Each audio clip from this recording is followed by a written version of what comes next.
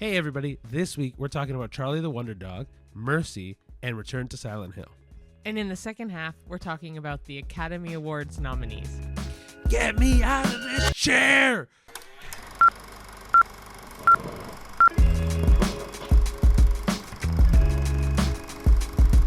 Hello, everyone. Hey everybody. Welcome to another episode of the A-List Admission. Welcome. If it's your first time, my name is Cheyenne. And my name is Ricardo. And we are just two Canadians, married Canadians, who like to watch movies and review them. For you guys with no fluff, just our feelings on movies. Yep, and it's a very casual viewing of it. So yeah, welcome in if you haven't seen us. So let's get into it. We saw 3 movies since we last filmed. Yes, we did. One of them we had talked about we were going to see, finally did. Was it worth it? We'll find out. Yeah. Yeah, but let's go into our personal news first. We don't really have any. No, but yeah, just to kind of recap for us of the week, it's been freezing cold. It's supposed to get, I think, in Celsius, it's supposed to feel like minus mid-30s tomorrow. So we're filming... Actually, no, we're filming on Saturday this week. So today is supposed to feel like minus mid-30s. Yeah, and then tomorrow, which would be Sunday, is supposed to get a shit ton of snow. And what else is new? If you're in the southern states, I guess be careful because you're supposed to get the worst amount of snowfall you've gotten in a little while. So, yeah, so good luck to you all. But apart from that, yeah, we're just working, trying to get money. Working lots, working on the podcast. Always improving, always trying to grow. Yeah, so nothing new, honestly. No. But anyways, we'll go right into our movie news. So we actually have a lot of movie news this week because as I was adding some more popped up. So we have like 6. So I'm very excited for like lots of movie news. But the first one is just a random one that I found that I thought was really cool. That Josh Safdie, who was the director for Marty Supreme, he's just revealed that the umpire in Marty Supreme was the voice of Robert Pattinson. There's a quote that he said. The quote is I found from Screen Off Script on Instagram, but it's, quote, "No one knows this, but that voice, the commentator, the umpire, is Robert Pattinson. It's like a little Easter egg. Nobody knows about that. He came and watched some stuff, and I was like, I don't know any British people, so he's the umpire," end quote. So I thought that was really cool that he had a hidden voice. I don't even know if I saw his name in the credits, but that's really cool. It might have gone like uncredited, but it was really cool. Yeah, I mean, it's one of those things where if you ever do end up rewatching Marty Supreme, we can always keep an ear out for. Yeah. The second bit of movie news is that Zootopia 2 is now the most successful Hollywood animated film of all time, and this is brought to us by Film Buzzer. The film had grossed $1.7 billion in the global box office on a budget of $150 million, beating out Inside Out 2 and The Lion King. This doesn't surprise me. This has kind of been in the news for a little while that this movie was surpassing itself fantastically.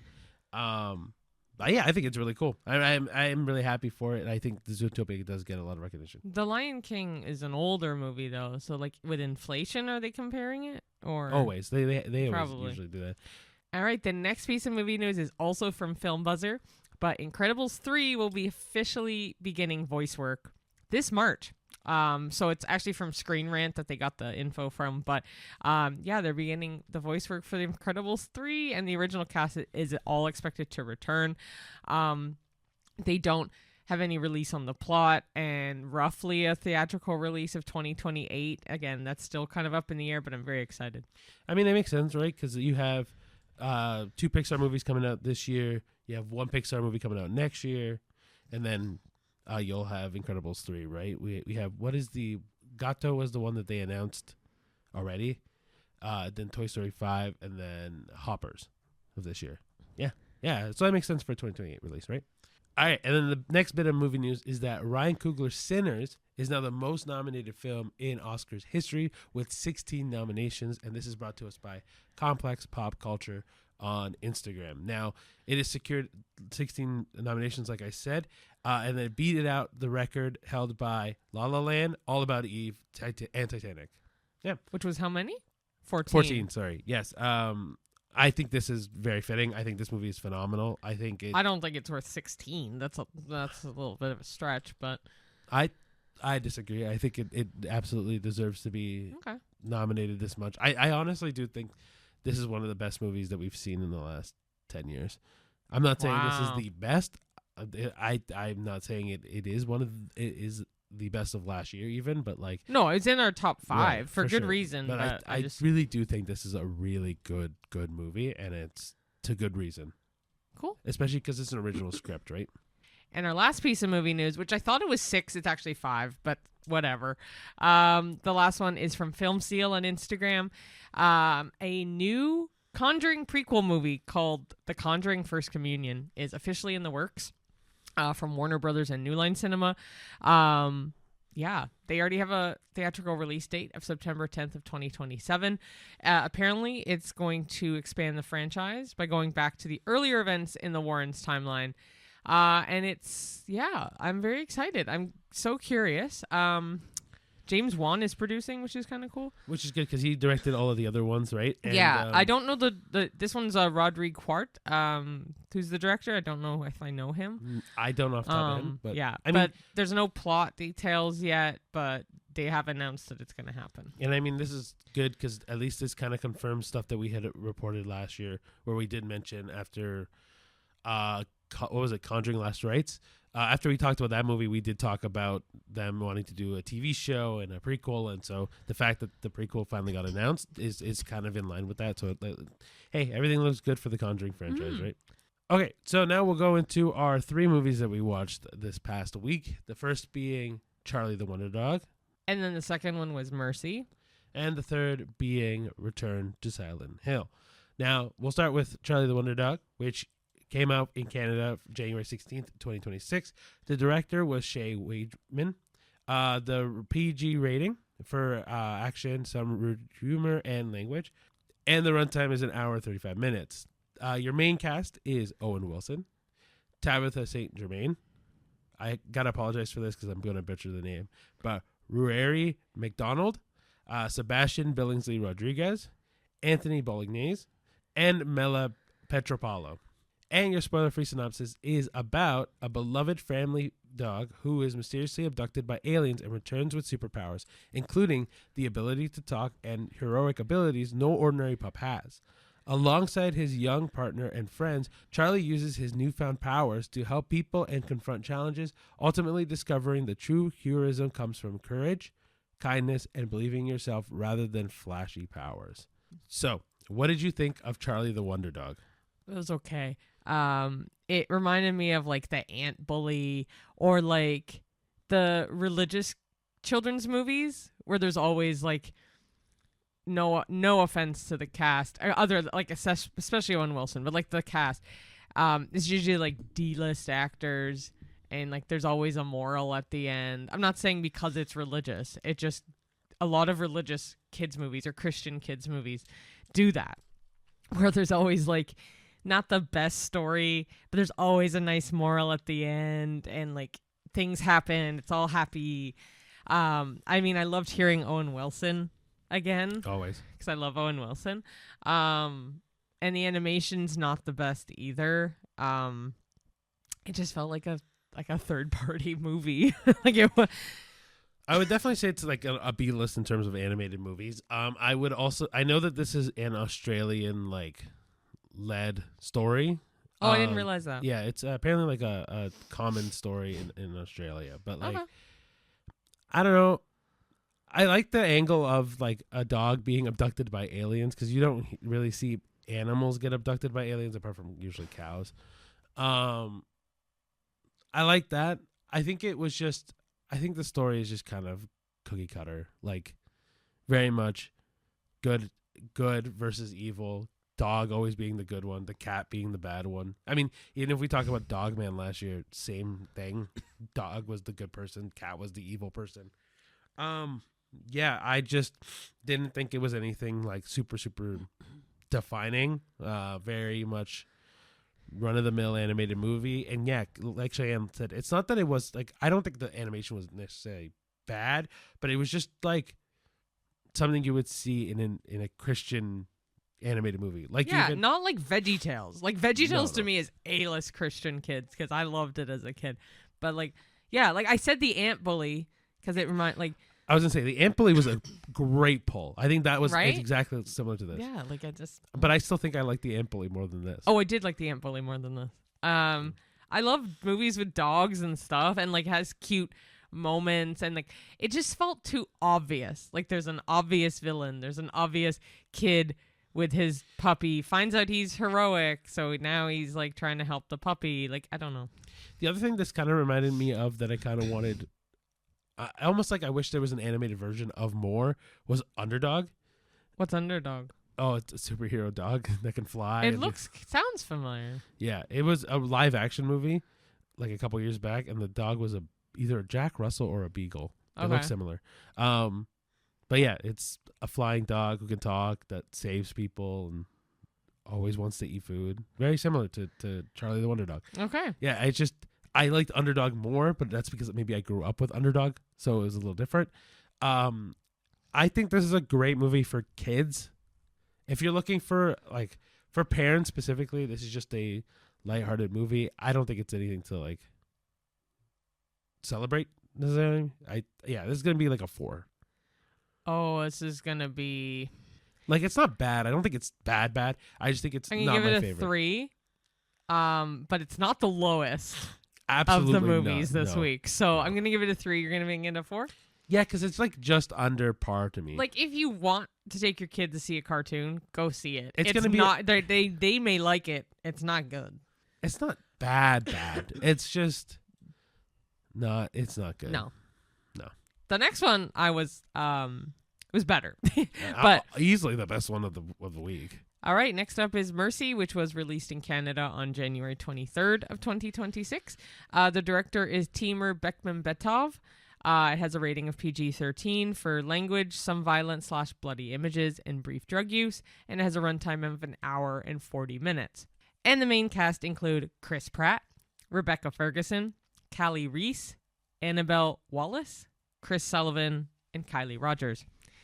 And the spoiler-free synopsis goes as follows. Mercy is a near-future sci-fi thriller set in 2029 Los Angeles, where the justice system has been completely taken over by artificial intelligence. LAPD detective Chris Raven, once a major advocate for this AI-driven courtroom system, wakes up strapped to a chair on trial for the murder of his wife, with only 90 minutes to prove his innocence before the AI judge decides his fate. With no juries or lawyers, he must use every digital trace from surveillance footage to social media records to build his case and uncover the truth behind the accusations. So, what did you think of Mercy? I actually really liked it. I thought it was a very interesting take on a detective story, I don't know, like I always struggle to try to find movies that are similar to this, but like I'm always of movies that are like clear your innocence, like detective work kind of movies, kind of like crime movies. Oh, kind of like Zodiac, where they were trying to figure out who was the Zodiac killer and all that stuff, or even like Men in Black, where we're trying to find that alien that was killing people. I like detective movies a lot, and so this very much is that. Yeah, I like the switch of there's an AI that's forcing you to do all this. I like cyber thrillers for that reason. Yeah, 100%. That's why. Yeah, I mean, and Rebecca Ferguson as the AI judge was brilliant. If Rebecca Ferguson watches this, I'm obsessed with you. I'm such a huge fan of Rebecca Ferguson in all aspects. I think she's an amazing actress, and she absolutely kills it as an AI judge. I think she's phenomenal. It's kind of funny because this is definitely a Chris Pratt movie, but like, I think Rebecca Ferguson was the best actor and actress on this movie. Oh, 100%. I mean, Chris Pratt did a phenomenal job. I'm not trying to downplay his role. But he's kind of all the same now. I'm just like, man. I think Rebecca Ferguson was the best actor in this. I will always think she's the best actress in a movie. But even off that, like, the story was interesting enough. I do think halfway through it got kind of just rambly. There's bits that I'm like, oh, it's okay, and a little bits like, this feels very one note to me. Yeah, I absolutely feel that. But the concept is very interesting. The concept reminds me of The Running Man with Glenn Powell. like a not dystopian but futuristic version of something new. So like that one futuristic game show, this one futuristic courtroom, or like AI, whatever. That's insane though that it's in a world essentially they have 90 minutes to decide someone with no help. Yeah, it kind of just because of how close AI is to doing a lot of things now, it felt oddly close to how things would actually run in that scenario. So it felt like eerily realistic. I also thought that like the way that the interface with the AI was for the courtroom drama was very good. I thought it was very cool to see the judge kind of pull up phone calls and social media and old social media, putting them in the place, and in the context of the situation, but never really closing down a window so that way you can kind of still trace it with your eyes. I thought it was. I think the layout for this movie was well done. I think it's like missing. Yeah. Oh, that's a different conversation altogether, because I really like the idea that the camera is the social media, and that to me was brilliant. Missing, searching was both those movies are brilliant to me. Mm-hmm. But anyway, this movie I think is really good, but it also has some flaws for sure. Like I think that this ends up being like a 6 to me, 6.5 to me, maybe 6.5, or no. I originally was gonna give it 5.5, and I think I'm gonna keep it that way because it's still way too early. And it reminds me a lot of Flight Risk. From last year, which I think I gave her in a 5.5 or 6. But this I'm going to give it 5.5. I like it because of Rebecca Ferguson. Would I watch it again? Maybe, but out of the movies we've seen this week, I would recommend it the most. I'm going to rate it a 6 because I think that the story has some merit. I think it can definitely be better. I think it could be way more intense, way more maybe less action, but way more like intense, way more thrilling, and the story being a little bit more dynamic, because Cheyenne is 100% right. It is one note. Mm-hmm. I think there's a lot of good though. I think for a movie that I thought was going to be really bad, I thought it ended up being way more redeemable. And this is a movie I actually would watch again to see if I was missing any kind of like smaller clues to figure out who did it sooner. Yeah, fair. All right, so then the last movie we watched this week was called Return to Silent Hill, which came out January 23rd of 2026 in Canada. The director is Christophe Gans. The rating is R for bloody violent content, language, and brief drug use, and the runtime's an hour and 46 minutes approximately. The main cast is Jeremy Irvine, Hannah Emily Anderson, Evie Templeton, Robert Strange, and Pierce Egan. And the spoiler-free synopsis is as follows. Return to Silent Hill brings back the eerie, fog-shrouded world of Silent Hill, this time loosely adapting the acclaimed video game Silent Hill 2. When a grieving artist receives a mysterious letter from his lost love, he is drawn back to the once familiar town, now consumed by darkness and abandoned by most of its inhabitants. As he searches for her, he encounters both familiar and new nightmarish figures, forcing him to confront terrifying supernatural threats and unsettling truths that blur the line between reality and his own unraveling psyche. Now, what did you think of Return to Silent Hill? Oh, it's so bad. It's so bad. Like, it is literally like if I watched intros and flashbacks from a video game, but it's so bad. Okay, wait, let me clarify one thing. That part isn't necessarily the bad part to me. No. This is definitely, so far, the worst movie we've seen all year. And I feel like this is I think Bone Temple... No, this is worse than Bone Temple. This is significantly... Yeah, you're right. This is significantly worse than Bone Temple. Like, it's so bad that when the movie finished, there was people in our audience. One guy's like, "Oh, yes, guys," and, like, starts clapping. He's like, this was a tearjerker moment. This was so good. And, like, everyone was laughing because they knew he was lying. Like, okay, so the little thing of the video game stuff that Cheyenne mentioned was, like, this film looks like someone played the game and went, "Ooh, I like that camera angle. Ooh, I like that camera angle. Ooh," and then they just recreated certain elements of the game. Now, I've never played the game, but I've watched people play it. the game is actually really, really good. Yeah. This movie butchers that game. Well, unfortunately, I've been hearing that Christoph Gans, whatever, he directed the original. Yeah. He's been receiving death threats. Which is not okay. No. For this movie, from like passionate fans of the game. All right. Well, let's go into that quick. Nobody deserves death threats at any point. Even if they butcher, like, okay, I love Assassin's Creed and I hated the movie. I'm not gonna start sending people death threats, even though I've played that game for 20 years. It feels like. Yeah. Yeah. There's not that. Never is that okay. No. Never. That being said, this movie was awful, and it did not. It did the game, but it lost the soul of the game. But like, it's like, you know, the movies that we mentioned that is so bad it's good. This is so bad it's bad. Like, it's just there's bits that are, like, I don't know how to explain it. It's almost like it was a school project to make a movie. Kind of, actually, you're not wrong. Like, this was kind of like, oh, this is grade 12 of a communications technologies class, or it's like someone's thesis for film school. Like, it's no. Film school would do this way better. This is like, yeah, to me, like a grade 12 high school project that someone was like, "Ooh, I like Silent Hill. Let's do Silent Hill 2," right? And they tried.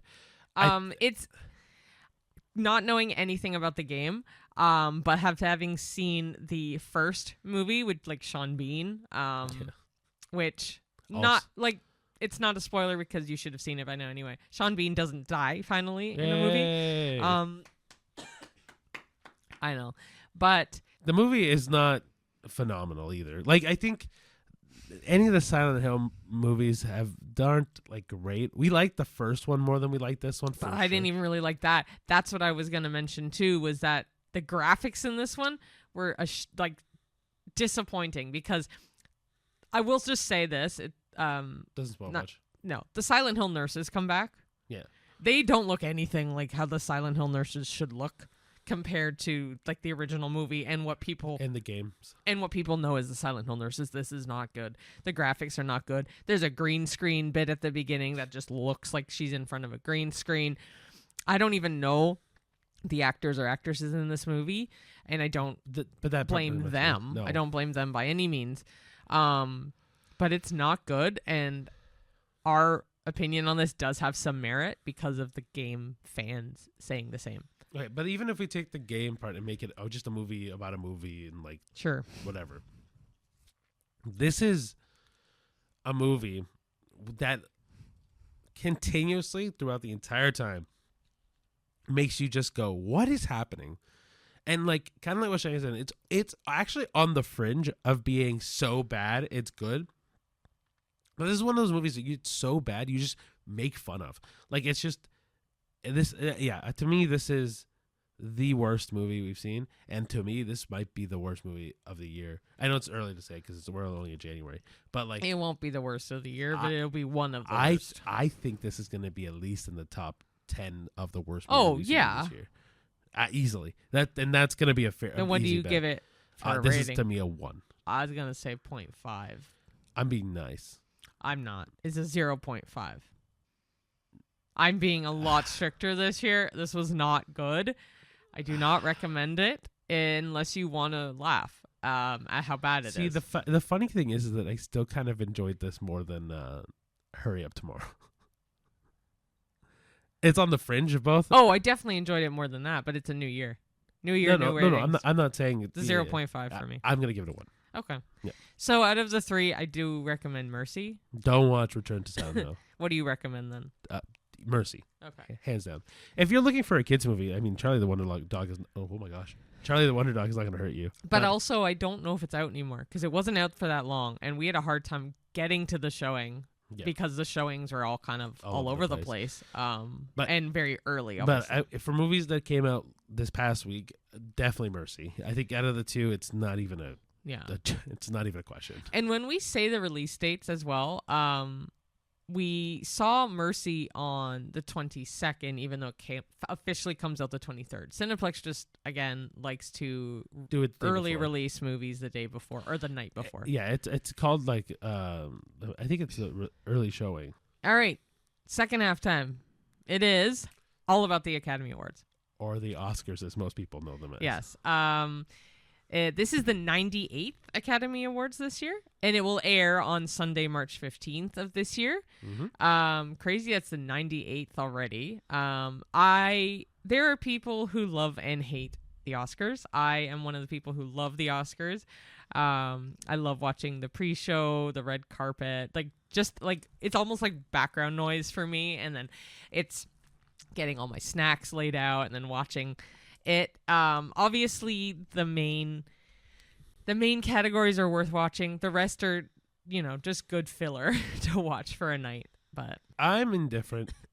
I will watch them if they're on. Sometimes they're boring. Sometimes they're funny. Sometimes they're kind of shocking. But whatever. The thing is for me is there's so much behind the Oscars that I get annoyed with. That this is like a love-hate thing that I like to watch. I like that people are getting celebrated for the phenomenal movies that they do all year, 100%, no questions asked.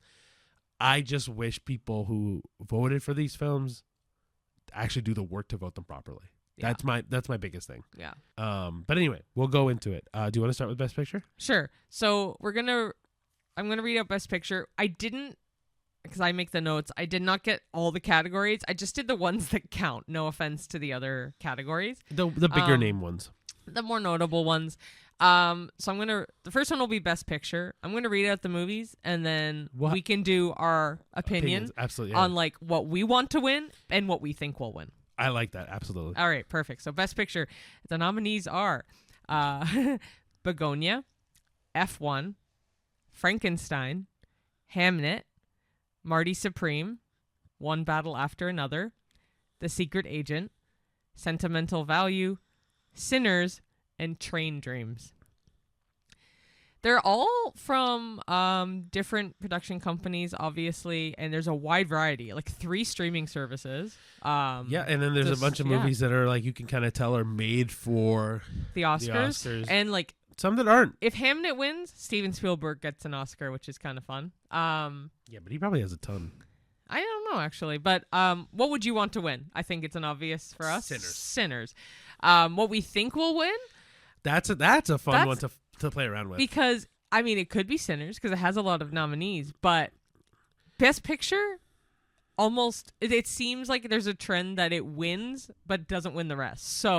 So far, I think Hamnet has won Best Picture in Golden Globes. So I think it's going to be The Secret Agent, personally.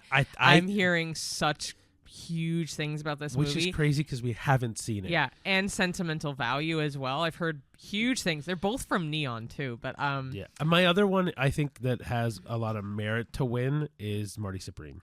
I think a lot of people have been talking about Marty Supreme and how that has gone with Timothée Chalamet's.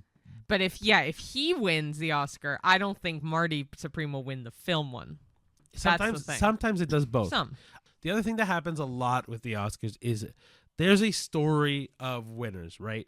Like the year that Ke Huy Quan, Jamie Lee Curtis, and Brendan Fraser won was kind of the year of actors that have gone and have finally won and redeemed themselves. Oh, sure. Right? There's usually a storyline through winners. I think if they're going to do this is because they've already kind of set the stone of, Sinners has 16 nominations. I do think they're not going to win them all because that's ridiculous. I think they're going to win a massive amount. I think they'll probably win around 9. I was thinking 10. Okay. I think they're going to win a massive amount because the story will be director that has newer, that has written his own story. I think that's going to be the through line. Definitely. Okay.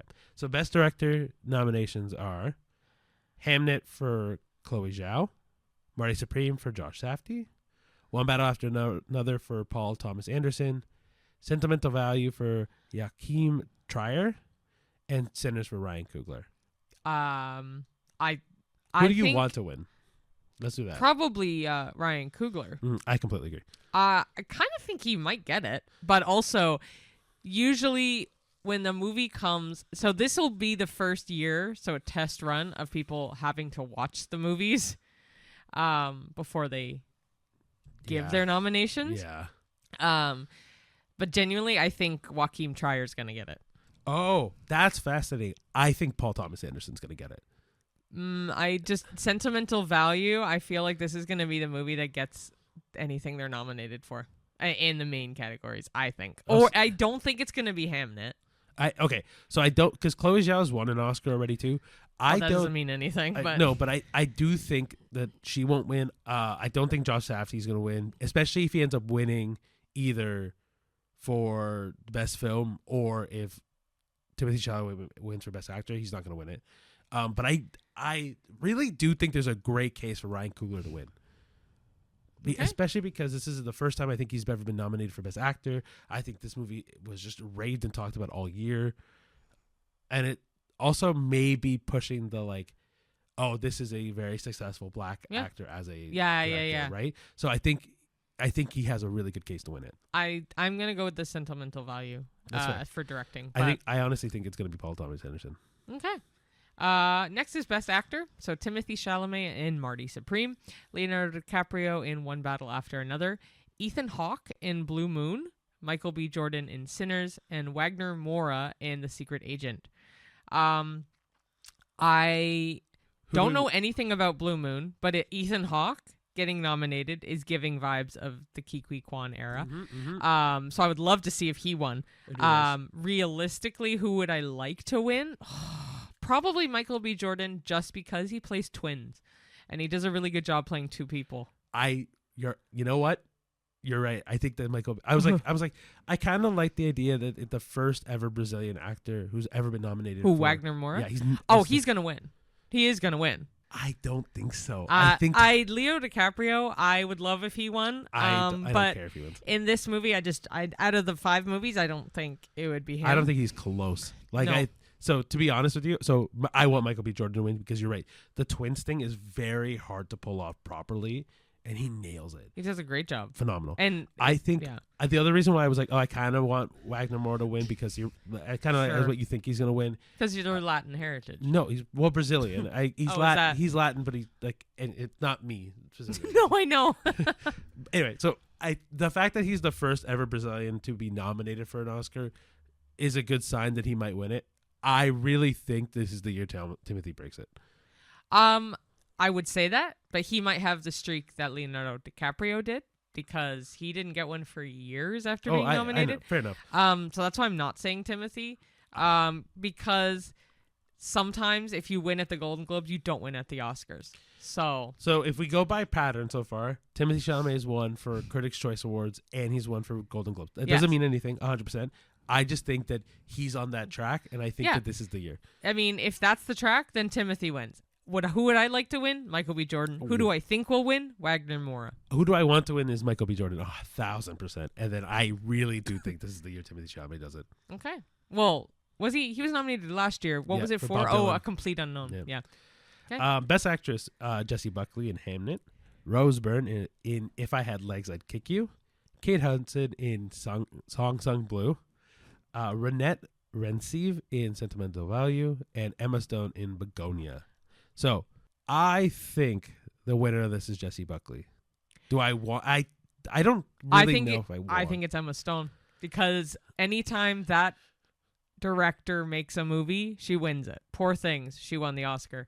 The Favorite, she did. I think she did. No, The Favorite, she didn't win. No, it was Olivia Colman. Thank you. Wait, but were they both listed under the same category? I think one might have been supporting. Oh, you're right. Right? So we didn't get a chance to see If I Had Legs, I'd Kick You because it just did not come out in this area at all. And we didn't see Sentimental Value And we've mentioned that before. We saw the other 3. I really like Song Sung Blue. To be honest, I really don't know why she's nominated. It's such a random throw-in. I mean, I like Kate Hudson. The movie's good. The movie never felt Oscar-worthy to me. Let's clarify. Kate Hudson is a phenomenal actress in this movie. I think she's great.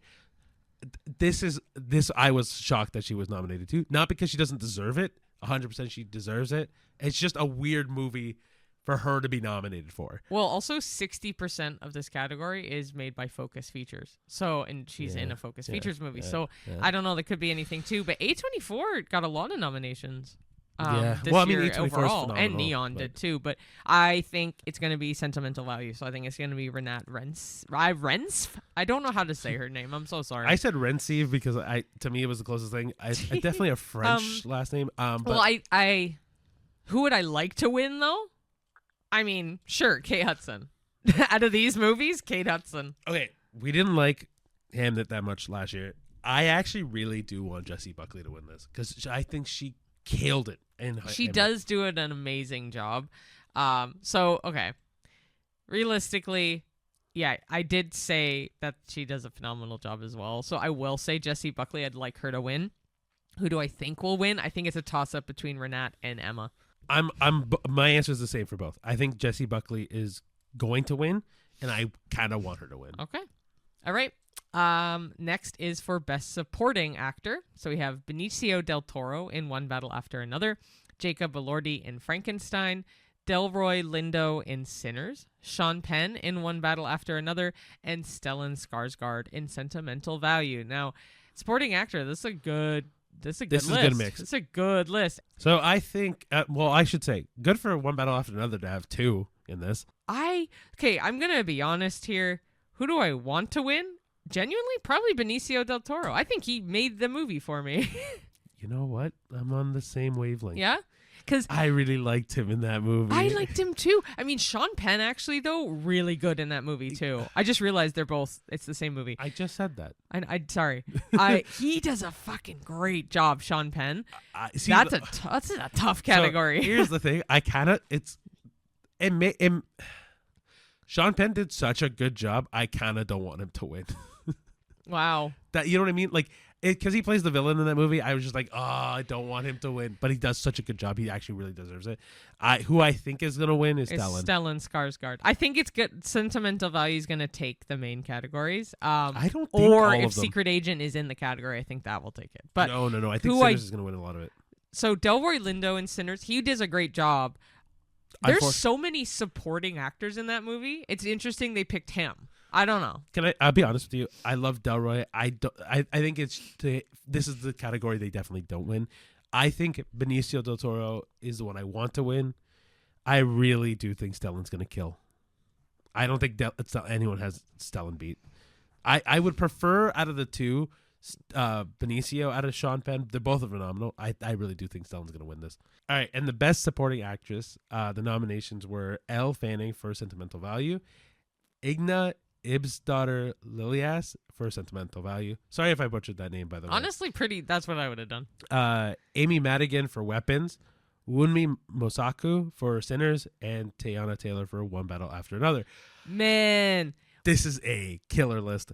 Okay, so I need to just preface this with I wasn't sure who Wunmi Mosaku was in Sinners, so Ricky relayed it for me because I wasn't sure which person it was. This is an awful list because 3 of the 5 deserve to win.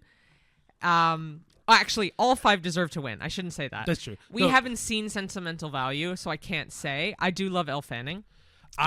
There's two on my list that I really want to win, and I know exactly the 2 because it's the same. So it's let's say Amy Madigan and Wunmi Mosaku. Exactly. Teyana Taylor has already done like Timothy and won 4 Golden Globes. So honestly, okay. So here's what my list is gonna be. I would love if either Amy Madigan or Wunmi Mosaku won for Weapons and for Sinners. 1000%. Teyana Taylor's gonna win. I think it's going to be, again, Sentimental Value. Out of the 2, Elle Fanning has, I don't even think, been nominated before, so I would love to see her win. I think it's going to be Inga in Sentimental Value. Oh, I was going to say, I don't know Inga's game, so I don't know if she's I don't know if she's how good at acting she is. I'm not saying she's not good. Sorry, I didn't mean to cut you off. It's gotten such good reviews and highly, notable things, this movie. But so has One Battle After Another, and so has Sinners. Weapons is actually in this list. That's the only category, the only thing so far. Yeah, but Weapons, she deserves it. Oh my gosh. Weapons in this category is the least talked about movie. Sinners being the most nominated movie this year is going to say something about how many they win. One Battle After Another has been talked about since it's came out. And it hasn't. No one's shut up about this movie all year. And then Sentimental Value is the most recent movie to come out and has been talked about fairly regularly for award seasons. I really do think Teyana Taylor's going to nail this. I think she's going to win it. I think the supporting categories, I always find her a toss-up. It really is. It could really be anybody on this list. But for us, Amy and Wunmi are amazing in both movies. Wunmi is incredible in Sinners. I have such good things to say about that movie anyway. But Amy Madigan makes weapons so eerie and scary. And she does such a good job. And they're making a prequel focusing on Aunt Gladys. Because she killed it so well. Like the director already had that in mind before he made it. But like if obviously she has to do it. So I'll be honest with you. That category to me is the one I'm most excited to see, just to see if either one of those win. Well, just so if you remember, the Oscars always start with the best supporting actress. Yeah. Yeah. So that's why I'm very excited that it's the first one off the rip. It's such an interesting thing that they start with that. But they've added so many categories and changed so many categories over the years. But well, remember in the 100 year, they're gonna do stunt doubles. Why in the 100? Remember that's what they they. Okay. We'll recap of some movies that we had last year. I know Ryan Gosling and in Fall Guy. Yeah, and the director of the same movie. I can't remember. It's not David Lynch. It's David Finch. Is it David? No, I don't know. I'll get the right director on the screen. Anyway, they both were championing that the stunt doubles deserve, or stunt actors deserve an Oscars because of how much work that they put in. The Oscars finally accepted it, and they said at the 100th they will include it as a part. Yeah, why couldn't they do it now? Because I think that's going to be the big selling point for the 100th anniversary. Maybe. So best adapted screenplay is Begonia, which the screenplay is by Will Tracy. Frankenstein, written for the screen by Guillermo del Toro. Hamnet, screenplay by Chloe Zhao and Maggie O'Farrell. One Battle After Another, written by Paul Thomas Anderson. And Train Dreams, screenplay by Clint Bentley and Craig Quidar. For those that don't know what best adapted screenplay is, just to give you a little rundown, it just means that this story has been written before and they've adapted it for the screen. So obviously like Frankenstein. Book. It's been adapted so many times in movies and books, whatever. Right. Hamnet's also a book. Hamnet's a book. One Battle After Another is a book. Yeah. Train Dreams, I'm assuming, is a book. Begonia, I don't know. It must I was be a shocked book. when I saw Begonia, to be quite honest with Yeah. you. I thought that was a original screenplay, but yeah. Hey. Anyway, so let's go into what we do think is going to win this. Who I want to win out of this list, I actually really do want One Battle After Another to win. I do too. I actually think it's going to be Frankenstein. I was going to say the same thing. Yeah. It's either, to me, it's going to be a toss-up between Frankenstein and Hamnet, but I don't think it's going to be Hamnet at all. Really? I think it might be Begonia, Frankenstein, or Train Dreams. But I really do think it's going to be more Frankenstein than Train Dreams. But the thing is, when one random movie gets thrown into some categories, that one usually takes it. Well, that one's also nominated for Best Picture. I know. Which is why I don't think it's going to win. I think it's going to be Begonia or Frankenstein. I don't think it's going to be Begonia. I think it's going to be Frankenstein. Because Frankenstein's also not nominated for Best Picture. Yeah, it is. Is it? Yeah. Oh, shit. Whatever. I think it's going to be Frankenstein. I'd prefer One Battle After Another, especially if One Battle After Another doesn't win Best Picture. I think it's going to win this. Okay. Okay. So, Best Original Screenplay is Blue Moon, written by Robert Kaplow. It Was Just an Accident, written by Jafar Panahi. Script collaborators was Nader Savir, Shadmir Rustin, Madhi Mahmoodian. Sorry if I pronounced any of those names wrong. I'm also really bad at pronouncing names in And general, I'm sorry if I laugh too much about it, but you are kind of sucky at it. I'm so bad at it. Anyway, Marty Supreme, written by Ronald Bronstein and Josh Safdie. Sentimental Value, written by Eskil Voigt and Joachim Trier. And Sinners, written by Ryan Coogler. Now, I didn't know the Joachim Trier. All right, and then just to clarify, if you don't know what original screenplay is, it's exactly as it is. These people wrote it for the movies as themselves. This is not based on anything written before. No, but it might be based on a true story. It might be. Like Marty Supreme. Right. It's loosely based on someone. Right. Now, I really want Sinners to win. I want Ryan Coogler to take this so bad. I think it's going to be Sentimental Value. You keep saying Sentimental Value. I don't think Sentimental Value is going to win nearly as much as you want. I don't want it to win. Sorry, as much as you think. That's my bad. I spoke wrong. It's because I know how the Oscars have been, and one movie that I've never seen always takes these categories. I do think Marty Supreme has a fair shot at this as well. Yeah. I think the Oscars are going to dig themselves a really nasty hole if they don't let Sinners win a fair number of these. Because so not to get crazy political on this, but like I do think that if they don't let Sinners win a good handful of these, there's going to be a conversation of why do white people keep winning the Oscars? Because that has been a conversation that's happened in the past. Yeah. So I do think that Ryan is going to win this one. That being said, I regardless of what we want to win, I do think you're right. I think the bottom three are definitely gonna win it. I think it's either gonna be between Marty Supreme, Sentimental Value, or Sinners. Okay. Yeah.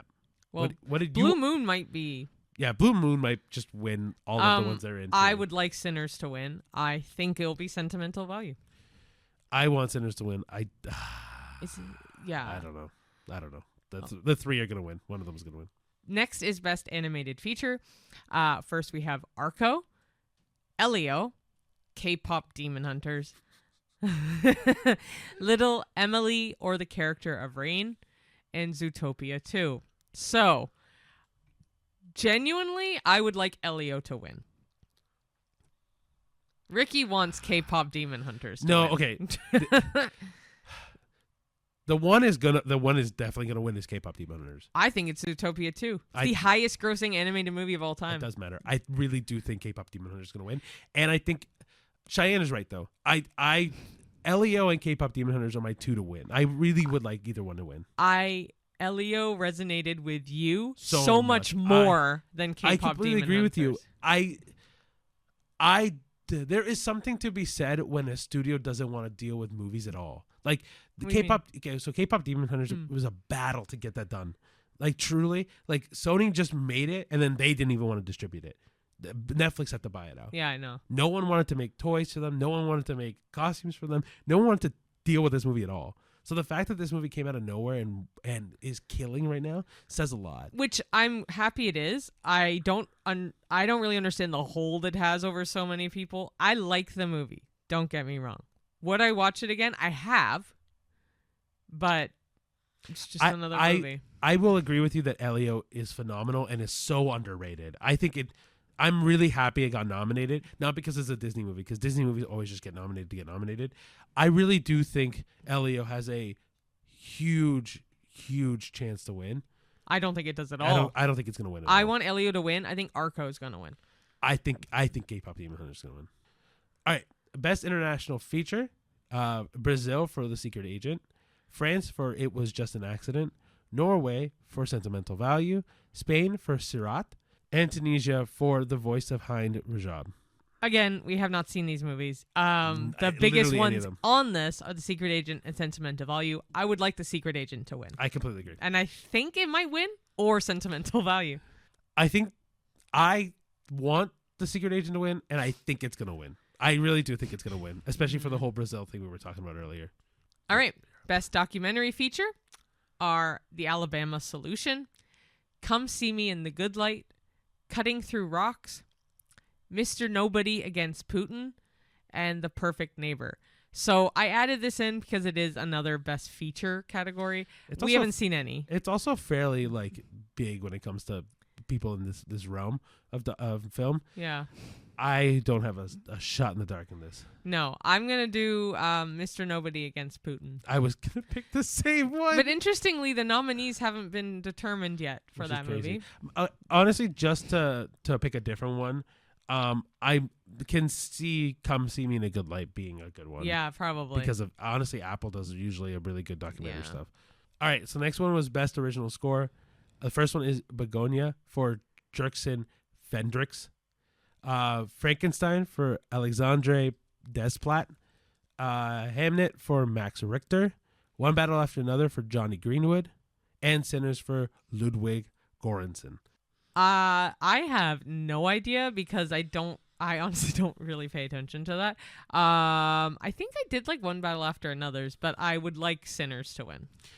So I pay attention to music a lot. Actually, I really do. I think the music depends. It changes. Well, it does. I just wasn't. No. To recall it now. It's okay. Yeah. I'm not saying that you're lesser because you didn't listen. No, I don't care. I do think also Ludwig Göransson's going to win. I also think because he's also won before. Oh, has he? Yeah. For what? It doesn't matter. I just I know he's definitely won before. Okay. I think he has the best shot at winning again. All right. Next is Best Original Song. First one is Dear Me from Diane Warren Relentless. Next is Golden from K-Pop Demon Hunters. I Lied to You from Sinners. Sweet Dreams of Joy from Viva Verdi. And Train Dreams from Train Dreams. No way. I don't know the song from Sinners. I'm trying to remember it. But because it's Sinners, I would like to say that. I really hate the song Golden because it is so overplayed. So and I know Ricky's going to say Golden. Apart from it being overplayed, I really like that song. I do think it's going to win. Hands down, no questions asked. Interesting. Okay, I didn't think it would at all. It's already won twice, so I. Oh, has it? Yeah, it won for the Golden Globe and the Critics' Choice Award. Mind you, again, that doesn't mean anything. I'm not saying it is, but like, I really do think.